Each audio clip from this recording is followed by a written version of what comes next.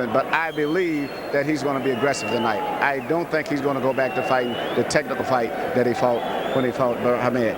All right, let's take a look at the tail of the tape now for Marco Antonio Barrera against Enrique Sanchez, 2 featherweights. When the weight limit is 126, you can see that Barrera, after 12 years as a pro, is still only 27 years old.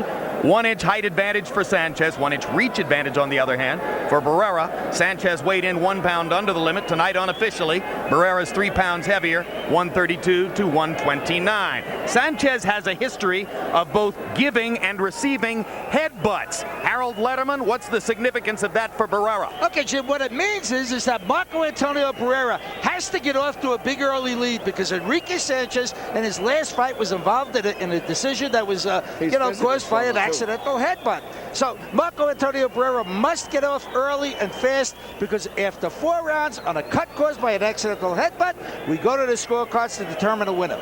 Jim. All right, you saw the rules. Now here's a look at Sanchez as he enters the ring. Jim, you may remember that Sanchez fought on the undercard of that memorable Barrera-Morales fight a year and a half ago. He says that after the fight, he went up and sat in the balcony, and when the result was announced, if he could have found something to throw, he would have thrown something down at the ring just as all the other fans were doing. Indeed, he was rooting for Barrera despite the fact that they were both reared in Mexico City. He beat Barrera in their last fight as amateurs, and in the 12 years since, it was Marco Antonio Barrera who went on to become a professional star, while Sanchez, by his description, got a slow start in his career due to family problems. Here's a closer look. You have to remember that when they fought as amateurs, there was a 2-year difference in their ages, as there is now, and that's significant when you're a teenager. He hasn't been a busy fighter, and so he has bought his own taxi and drives his own taxi around Mexico City between fights. He says that with the proceeds of this fight, he's going to buy 4 more taxis. If he wins, he'll have a fleet. His only loss to Nestor Garza, he was involved in 1 technical draw. All of his other fights, he won by KOs.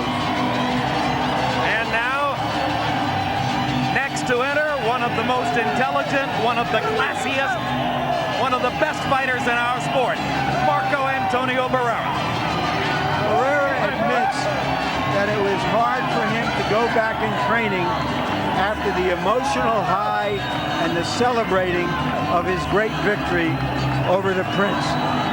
It took him 3 months to come down and get back to work.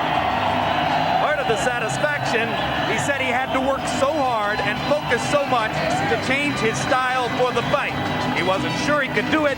It wound up being an artistic triumph. Here's a closer look at Barrera. The way he puts it, the Prince is still the Prince, but now I'm the king.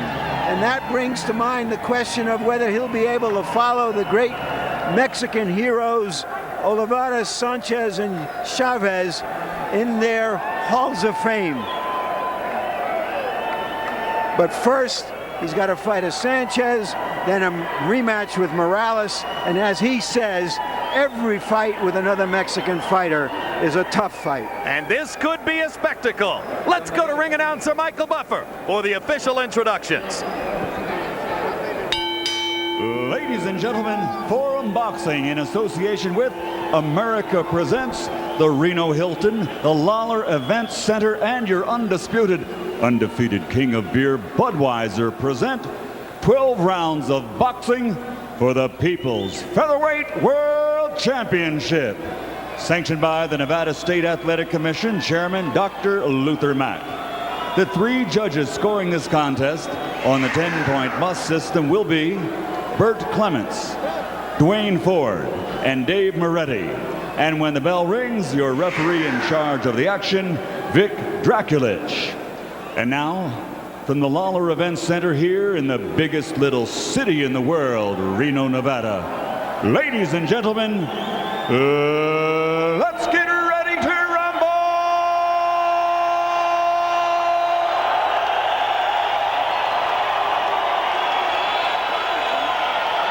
Introducing first, fighting out of the blue corner, wearing blue trimmed with silver, and weighing 125 pounds. He has an outstanding professional record, 28 victories, including 21 knockouts with only 1 loss and 2 draws.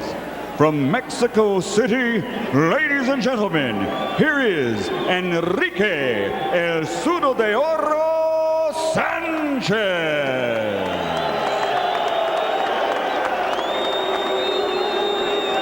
And his opponent across the ring, fighting out of the red corner, wearing black trimmed with gold and weighing in at 126 pounds. His professional record also outstanding. 53 victories, 38 of them by knockout with only 3 losses. Not only has he fought his way to the top of this weight class, he has fought his way to the recognition as one of the best fighters in the world today.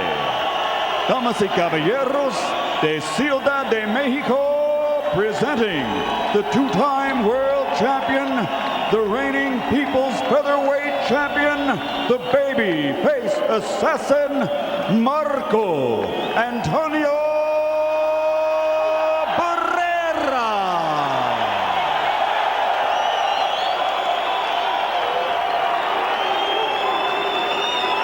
Segundo jefe solamente. Atrás tu hike, okay? Segundo jefe solamente. Segundo jefe. Gut. All right, gentlemen, you received your instructions in the dressing room. At this time, are there any questions? Any questions, Chief Seconds? All right, remember, obey my commands. Protect yourselves at all times. Good luck to both of you. The North American Free Trade Act, which promotes free trade between Mexico and the U.S. and other countries, is a one-way street in boxing, with many Mexican fighters coming across the border to fight in the U.S. And here you see 2 of the best.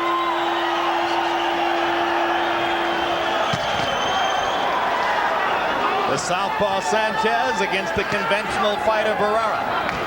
You know, one thing Barrera does a very beautiful, he counters with a jab. I guess having fought a few southpaws recently, he's learned to fight them pretty good. And most guys that fight southpaws forget to use their left jab. They depend on strictly right hands, because that's the standard in the industry. But he uses his left jab very effectively. He waits for the southpaw to throw the right jab and counters over it with his own. Correct. Yes, he works very well off of the southpaw's jabs when they jab. He does a lot of different things. Sanchez lands a counter right. Barrera, in addition to the counter left jab that Emmanuel just described to you, has a sizzling left again. There you go. Countering over the top of the right. Double left hook to the body by Barrera. And his body and balance position is unbelievable. Just a pro. A seasoned pro, I guess he turned pro at 15. Yep. 27 years old. And you know, to prove the dictum that styles make fights, Barrera is so good and so adjustable that you wonder who could beat him. But in 2 fights against Junior Jones, he lost twice. Knocked out once, decision the second time. To this day, Barrera's bewildered as to how it is that he could have lost twice to Junior Jones, because he figures, I'm smart enough, I'm adjustable enough, I'd beat anyone the second time. But that's once again styles. Styles make fights. Certain fighters will always give other fighters problems, much like Kenny Norton was always a problem with Muhammad Ali. And Roberto Duran. Roberto Duran had so much problems with Thomas Hearns, but nevertheless, the big guys, he fought Iron Barkley, and he just walked to them easy. But it's just a certain style of maybe rhythm or chemistry between certain guys that is effective. Enrique Sanchez, since his last fight, fired longtime trainer Nacho Beristain, one of the better-known Mexican trainers, and has a new trainer named Antonio Jimenez. Now, you know, at this stage of your career, 12 years in as a pro, you're fighting for the first time with a new trainer. That's always an interesting adjustment. It's a big adjustment, especially going in with a fighter like Barrera. But evidently, he felt that he had to do something different. Well, he got butted and cut in his last fight against Carlos Contreras, and in a way, the butt prevented a loss because he was trailing at the time when it happened, and maybe he felt as though if he was losing to somebody like Contreras, he needed a change. Well, I would say this much, regardless of who's training, I think Sanchez is fighting a very beautiful fight. Sanchez coming out trying to make a statement with the right jab in the first round. Barrera has had his moments also. Good competitive round one of what should be an excellent fight. And in both corners where they speak Spanish, our interpreter is Ray Torres. You got to be real lively. Make sure you come in with that jab. That jab is important. You got to throw that jab so he doesn't come in. Move to your right a little bit. You know what to do with the southpaws.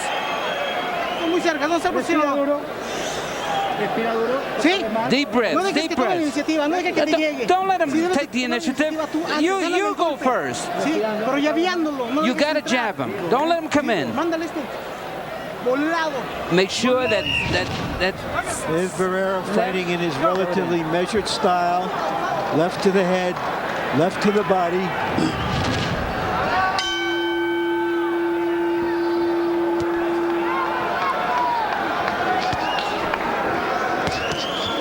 The instructions from the corner of Sanchez was for him to go first, and he is. This is turning out to be a very good technical fight. Not a brawl, not your typical Mexican type fight, but very technical and scientific. But Barrera's balance is what's given him such a great advantage oftentimes. And he picks punches with very minimal effort.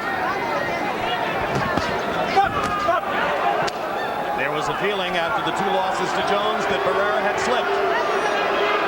Then he came back brilliantly with his enormous performance against Morales in the fight of the year for the year 2000. Looked even better against Jesus Salud and scored the dramatic win over Hamed. He's really at his peak as a public commodity in the sport right now.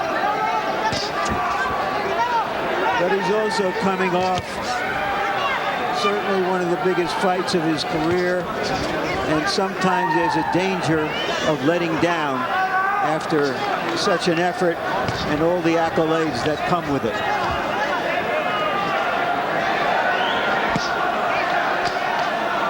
Barrera's trying to do a very interesting thing, Manny. He wants to out-jab the southpaw. That's very unusual because most guys very seldom use the jab. And he's actually beaten it with his left hand, more so than the right.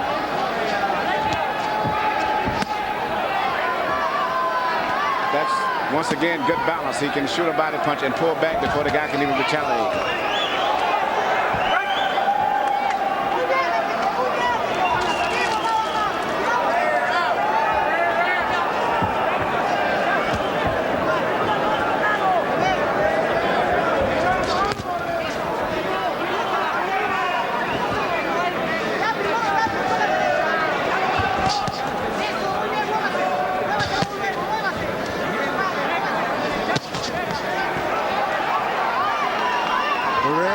Investing in these early rounds in body shots.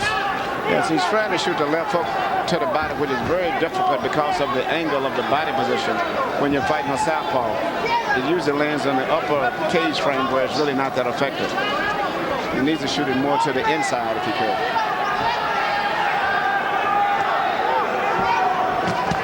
That was a good left uppercut. And the right uppercut. Little left hook to the body, all by Barrera. Sanchez hasn't yet been able to muster the accuracy to take Barrera out of his plan. Big left hook upstairs by Marco Antonio, and he drives Sanchez into the ropes.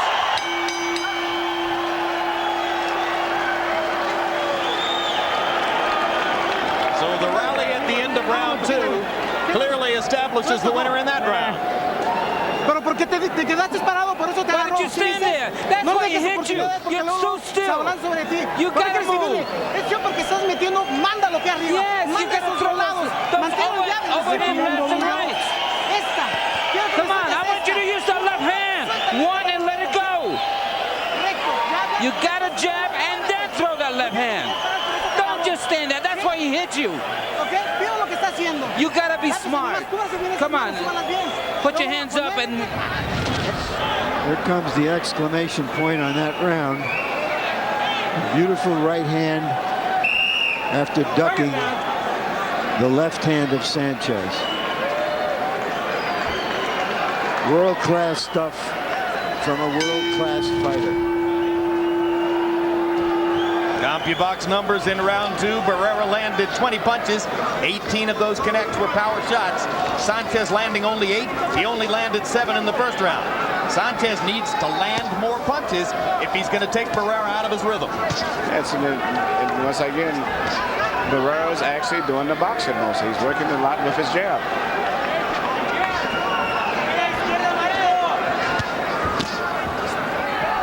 And even when he don't land often with the left jab, it's breaking up the right hand punch that's coming in from Sanchez. It's deflecting it midway.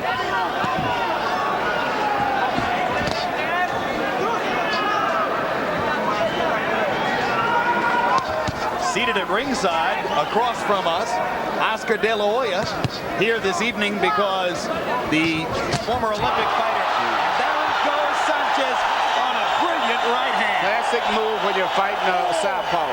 A half a step when he shoots the jab and shoots your right hand. Just enough to make him lose his balance for 1 split second. Vic Draculich wipes Sanchez's gloves, and Barrera will take a look to see how much damage has been done. Suddenly Sanchez's head is squared up. Barrera goes right back to boxing. Very relaxed, very patient, very balanced. And always in great position. Should be defensive and offensive. This is clinical. This is just a clinic. This is a destruction of a pretty good fighter by a guy who has risen to a new level in his career. And this Sanchez is looking good himself. He's doing everything proper, except he's in there with a fantastic fighter tonight. Now, Larry talked about the potential for letdown. The other potential is that your confidence soars and you get even better.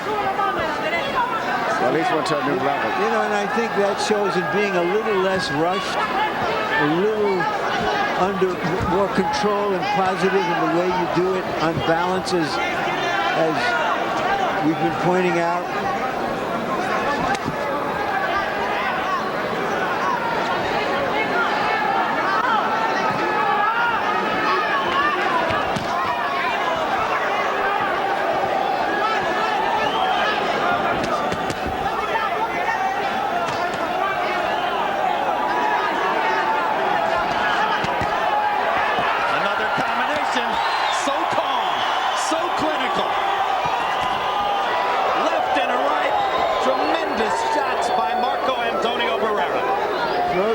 Barrage steps aside, throws one, moves out again. He's doing so many things. He may do it out of shuffle next. It wouldn't surprise me. That would surprise me. Oh, boy. That could be scored a 10-8 round under Nevada's new scoring rules. Your hands got to be up now. Listen now. Listen. When you throw it in the low, you have to move your hands down and up. Don't leave your hands on top and throw the bottom. Yes, up and down. And make sure the jab is moving. That obviously is a 10-8 round because of the knockdown early in the round. But in Nevada today, they're calling for more 10-8 rounds in which one fighter dominates the other fighter. So even without a knockdown, that might have been a 10-8 round for Barrera. The new policy became critical recently when Paulie Ayala got a close victory over Bones Adams in Las Vegas, largely on the strength of a second round in which Ayala didn't knock Bones Adams down, but landed one big punch and got a 10-8 score from all 3 judges. Harold, how do you have this one so far? Okay, Jim, 3-0, third to 26, Marco Antonio Barrera. As Larry pointed out, without question, round 3 becomes 10-8 because of the knockdown. Marco landing the cleaner, harder shots throughout the first 2 rounds. You know, Jim, sometimes you watch a fight on TV, you lose the velocity of the punch. When you watch it close at ringside like this, the judges sit in raised seats that can feel the velocity, and Marco's landed a really harder shots. And Sanchez just landed a right hand that might have been his best punch of the fight. Sanchez is fighting an extremely determined fight. I'm looking at the look in his eyes as if he feels that he would die if he had to win this fight. Oh, there's a lot of want to, no question about it. I can see the professional pride, and especially the pride from Mexico, but he's going to be dangerous all the way through this fight.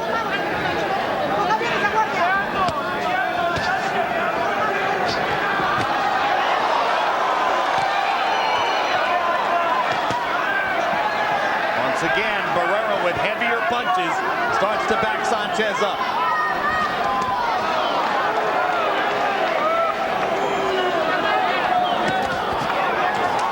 Barrera's fighting another one of his classic fights, the same as when he fought Morales, Salud, and he's really going to be maybe the best balanced out fighter in boxing today. We need to seriously look at where he stands in these pound-for-pound ratings that they're coming. Well, he ranks in almost all the pound-for-pound listings in the top 10 now.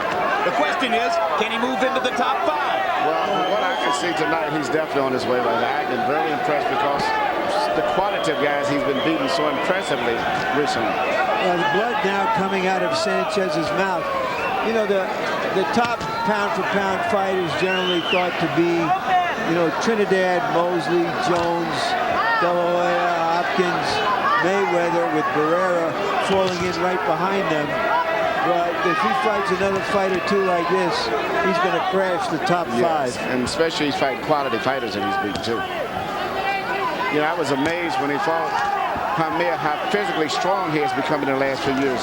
Even though he was moving up from 122, he was physically stronger than a man who'd been fighting at 126 and actually physically manhandling him.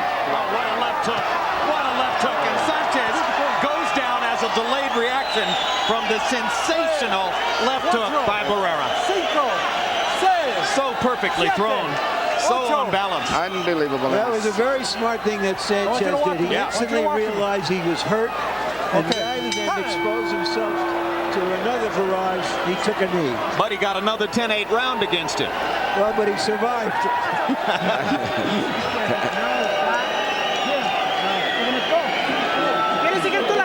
Listen, do you want to continue the fight? You want me to stop him? How you feeling? You don't want to go on?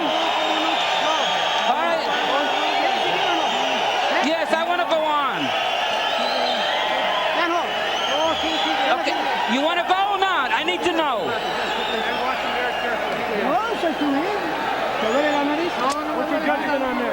Nothing. It's all right. I'm going to give you one more round. One more round you're going to get. There's the punch.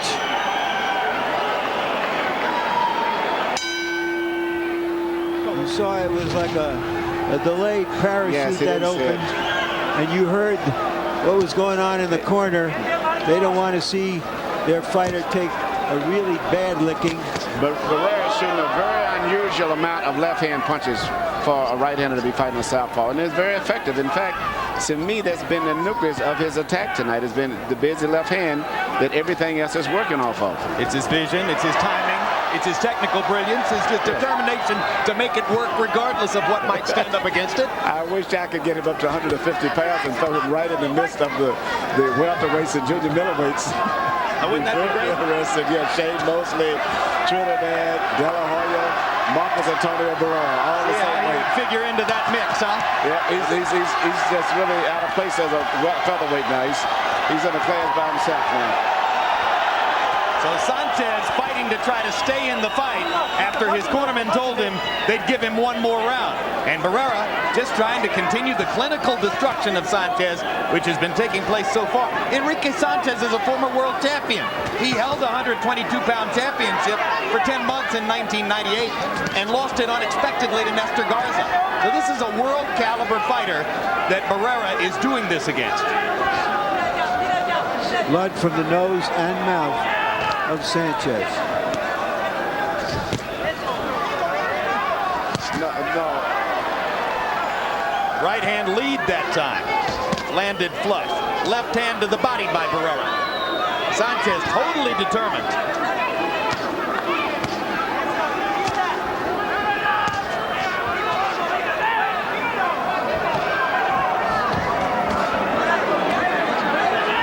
Spirited effort by Sanchez to turn the tide a little bit. Something happened earlier in this round. I saw something happen in the face of Barrera that maybe seemed like he suffered some kind of temporary injury. I noticed that he threw a left-hand punch and seemingly he flinched, and he's backed off a lot since then for a moment to regroup. As though he hurt a hand? Something happened, I believe. I mean, he's had to regroup for a moment. He's all right now. A little bit better. He's okay. Manny, he's doing fine. This is a terrible beating that Sanchez is absorbing, and they might stop the fight in the corner after this round. Body and head. Awesome display of talent.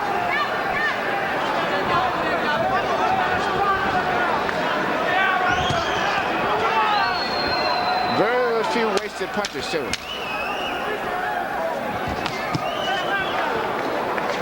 Now, he's not a guy who goes out and throws 70, 80 punches around. Doesn't have to. He makes his punches count. As he did in the fight with Morales. And Ahmed. And salute. There you go.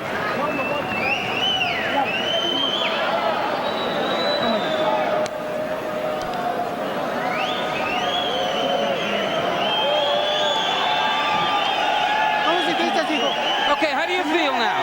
You look better in this round, but you're still getting hit too much. You got to throw more punches. Come on, you got to do something. We could do it. If you don't throw punches, he's going to take all the initiative. He's going to be first. Do you understand me? You got to know what you got to throw punches. You got to connect hard. When you're in the center, bob and move. Bob and weave. Let's go. Let's go.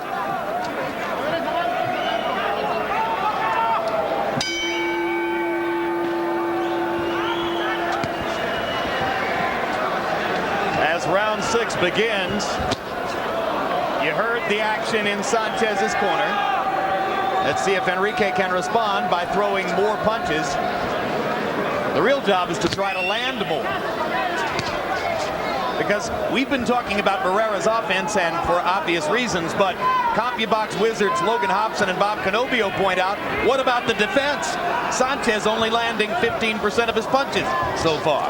And what's beautiful about the defense of Barrera is when he blocks punches or protects himself, he does it with such little effort that he's always in position to punch back right away. He doesn't do too much excessive movement at all when he defends himself.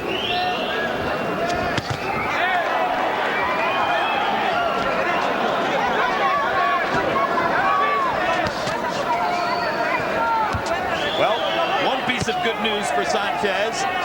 The area above his left eye has held up. He had a super deep cut in his last fight against Carlos Contreras off a headbutt, and he had to worry coming in as to whether it would open up again. Same move again that Barrera makes where he lets you miss slightly with your right jab, just enough to lose your balance, and counters back with a right hand. And you say that's the classic move against the southpaw. Move against the southpaw. And he goes right back with his left jab after that, which most right-handers don't do when they're fighting southpaws. Look at him counter with the left jab there. Right over the top. That's it again. Half the step, shoot the right.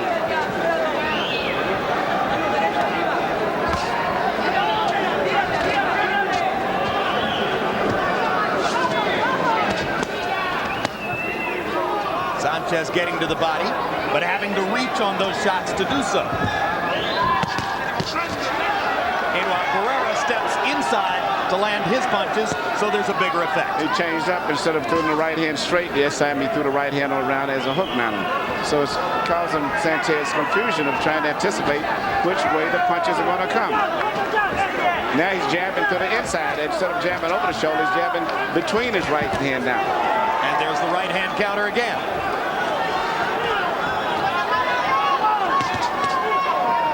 Another combination lands for Barrera. And again, he sticks the right hand. And back with the jab after that.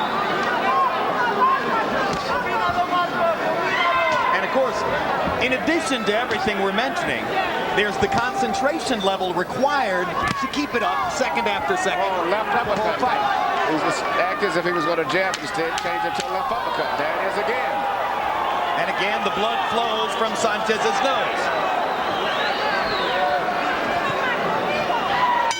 A good fighter in Sanchez is simply being outclassed. Mark your calendars for these upcoming shows. Thursday night at 8 p.m. Catch the regular season premiere of Inside the NFL, kicking off its 25th year. Immediately after at 9, stay tuned for the next edition of Real Sports with Brian Gumbel.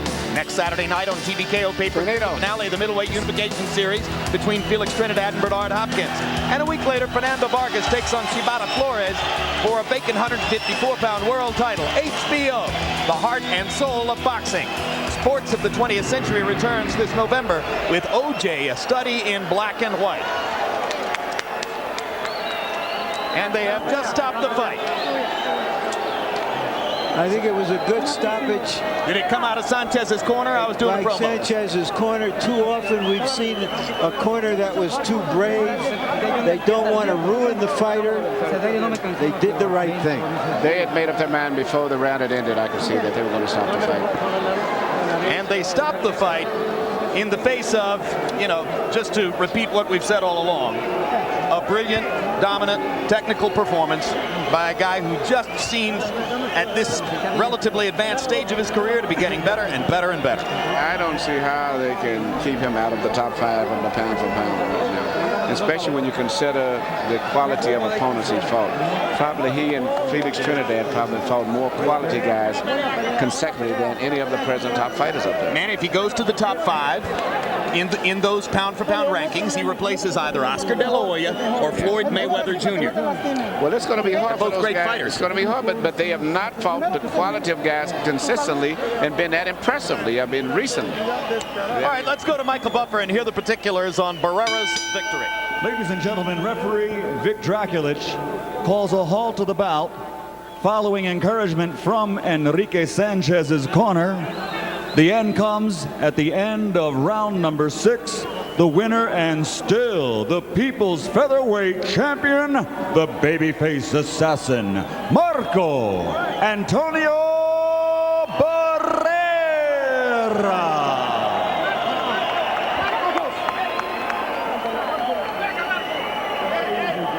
And now let's take a look at a CompuBox statistical profile of Barrera's great performance, landing nearly 3 times as many punches, throwing 43 more punches, 38% connect rate, pretty good, against a 15% connect rate, very low for a quality fighter like Sanchez. So offensive and defensive brilliance by Barrera reflected there.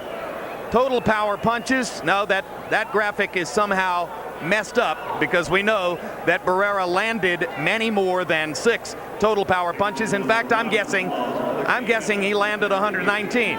And I don't think Sanchez threw or landed 100 or 188.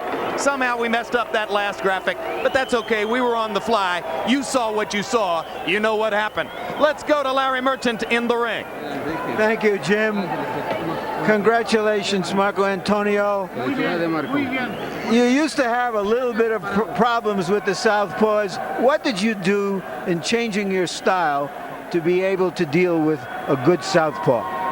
Antes tenías problema con los izquierdos. ¿Qué hiciste para cambiar tu estilo que hoy no tienes problema con ellos? Bueno, estuvimos haciendo un trabajo muy fuerte. Gracias a Dios nos ayudó la pelea que hicimos con Nasir Hamed. Así que ya veníamos arrastrando un trabajo con los peleadores zurdos y pues bueno, gracias a Dios todo salió bien. We did a great job in the gym, and what helped us also, the fight with Hamed. that improves us to fight with the southpaws. How did that improve you? ¿Cómo te ayudó esa pelea con Hamed? Bueno, me ayudó mucho, me enseñó que sí sabía yo boxear. Bueno, y si no lo sé, más o menos lo intento y creo que vamos a empezar a hacerlo. Well, it made me realize that I know how to box. And then that's what I'm doing now. I outbox him, and now I am boxing these other guys. So have you made almost a complete transformation from your earlier skills as a brawler into becoming now a boxer puncher? Ha hecho tú una transformación, un cambio, como eres tú, bien agresivo, aguerrido, ahora un boxeador más fino. Bueno, lo que pasa es que comentaba con el señor Ricardo Maldonado, él me decía, el boxeador que boxea y recibe menos golpes dura más años en el boxeo y esperemos que tú boxeando podamos seguir trabajando 10 años más. Yeah, just like my manager Ricardo Maldonado has said, the fighter that boxes get hits less, so if I box and get hit less, I'll be around for another 10 years.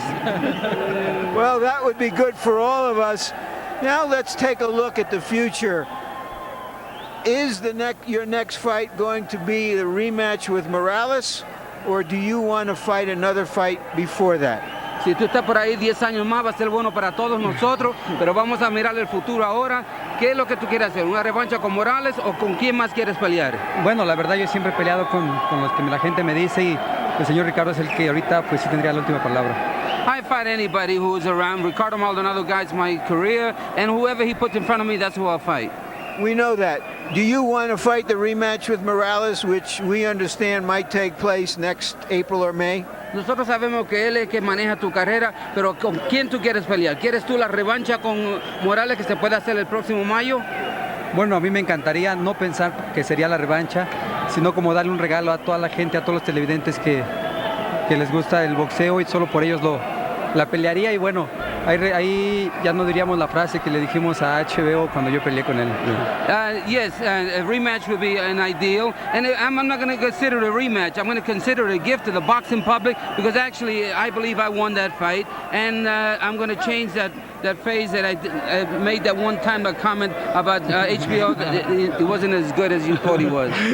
All right, well then if we think you're better than we thought you were before, describe what happened in the 2 knockdowns as we show them on our monitor. Descríbenos lo que pasó en los 2 knockdowns mientras lo están mirando en el monitor.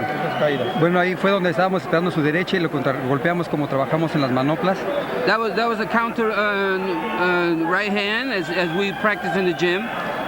Mi entrenador Sendai Tanaka es el que lleva esa labor, con él estuve entrenando todo el tiempo. So you're becoming more of a counterpuncher. Ahora vas a ser un counterpuncher hoy en día. Pues es lo que vamos a intentar hacer, estamos poniendo muchas ganas y pues se ve que todo está saliendo bien. Yeah, I'm becoming more of a counterpuncher. That's what we're going to do. And you see. All right, now in the 4th round, describe what happened here. It seemed that he had a delayed reaction to that left hand. Descríbenos lo que pasó porque parece que tuvo una reacción dilatada cuando le pegaste. Sí, yo le di el golpe, entonces él agarró como que se quedó parando. Y yo lo que dije pues sí sobre él como todo mexicano. Yeah. Yes, it was a reaction. I hit him. He stood still, but he knows that like a true Mexican, we both were fantastic. Thank you very much for another great performance, and we hope to see you again soon, Marco Antonio. And just one word to you, Jim. We understand from the corner of Enrique Sanchez that he may have suffered a busted eardrum earlier in the fight.